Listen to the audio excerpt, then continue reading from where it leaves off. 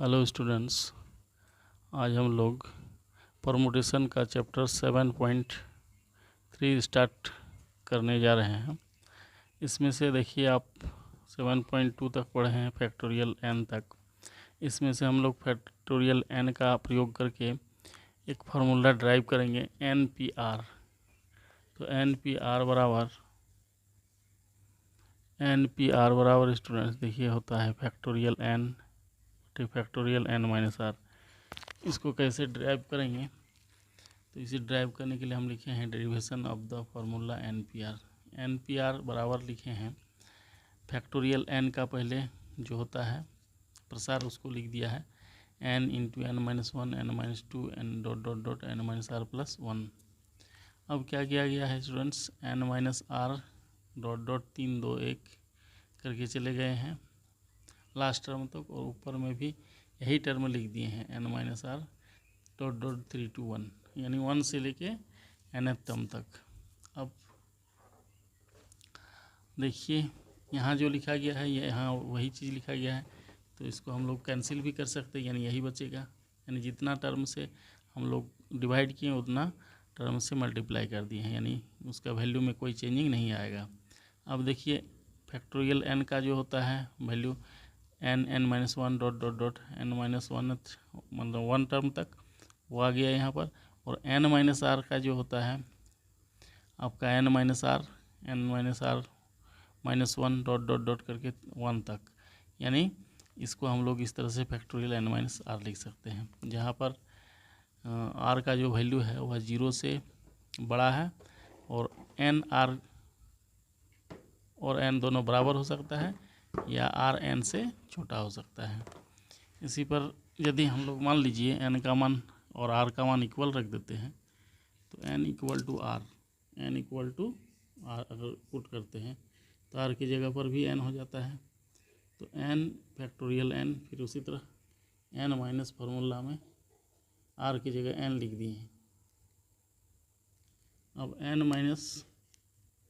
n बराबर 0, यानी factorial n/0। आप लोग पिछले वीडियो में देख चुके हैं, फैक्टोरियल 0 का वैल्यू 1 दिखाए थे निकाल के, तो यहाँ पे आप देख सकते हैं फैक्टोरियल 0 के बदले हम यहाँ पे नीचे 1 लिखे हैं, यानी फैक्टोरियल n/1 यानी फैक्टोरियल n।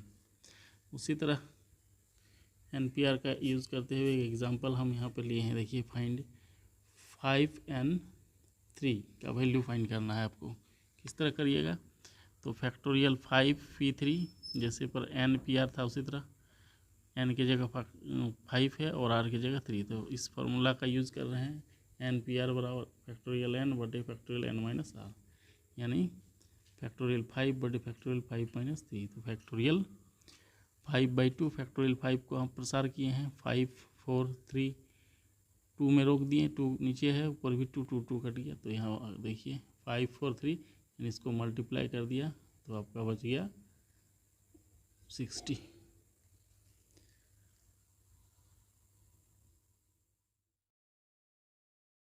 अब देखिए स्टूडेंट्स NPR का जो फार्मूला हम लोग ड्राइव किए उसी को यूज़ करते हुए एक न्यूमेरिकल सॉल्व करते हैं। इस प्रकार न्यूमेरिकल है कि find the value of n if NP5 = 42 into NP3 where n greater than 4, n 4 से बड़ा है। तो देखिए इसका सॉल्यूशन किस प्रकार करते हैं, NP5 = 42 NP3 लिख दिया। अब NPR का जो फार्मूला होता है, इस फार्मूला के आधार पर फैक्टोरियल n/फैक्टोरियल n-r होना चाहिए, तो r की जगह 5 है इसलिए n-5 लिखा, फिर इक्वल टू 42, फिर NP3 देख रहे हैं आप, तो फैक्टोरियल n/n-r होना चाहिए, r की जगह 3 है इसलिए n-3 लिखें। अब फैक्टोरियल n को प्रसारित कर दिए क्रमगुणित संकेतन में, तो आप जानते हैं फैक्टोरियल n का n n-1 n-2 n-3 ... n-4 करके जहाँ पर रोकना होगा आपको, तो हम देख रहे हैं नीचे n-5 है इसलिए n-5 में रोक दिए ताकि n-5 और ये n-5 कट जाए। फिर 42 इंटू फैक्टोरियल n का फिर प्रसार किए हैं तो n, n-1, n-2, तो कहाँ पर रोकेंगे जाके, नीचे देखते हैं जितना टर्म है वहीं पे रोके रहे हैं। तो यहाँ n-3 है और यहाँ n-3 आसानी से कट जाएगा, n-3 कट गया। तो आपका बचा क्या, बच रहा है इस प्रकार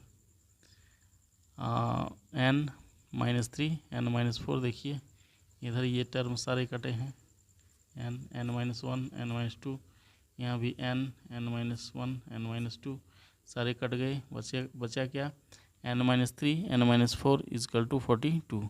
अब इसको मल्टीप्लाई किया गया है n into n, n square, फिर n इंटू 3, 3n, फिर n इंटू 4, 4n, n 3 और 4 7n, और 3 4 जा 12, और ये 42 जो उधर बचा हुआ था इसको हम इधर ले आए, तो n square 7n plus 12 minus 42, यानी n square minus 7n minus 30 is equal to 0 बचा।